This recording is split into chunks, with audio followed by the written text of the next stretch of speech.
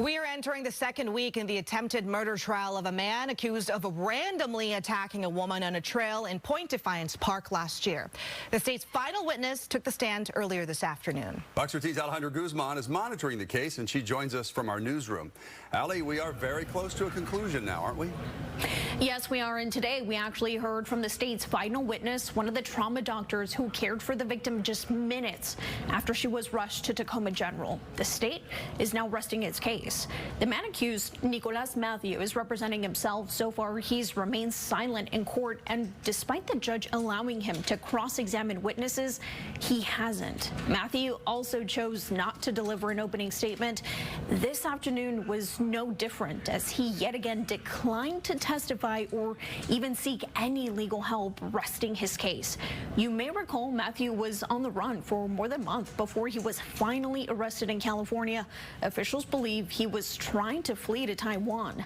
Meanwhile, the recovery hasn't been easy for his victim. In court today, the doctor explained to the jury just how severe some of the stab wounds really were.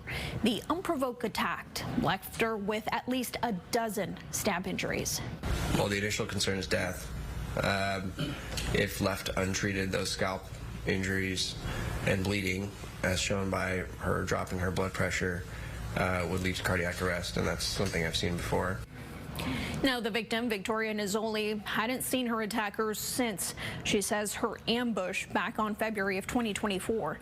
The 34-year-old was stabbed multiple times in the face and neck while walking at Point Defiance Park on a trail. Now, we spoke with her after she testified last week. She says his lack of participation has only fueled her anger. Take a listen.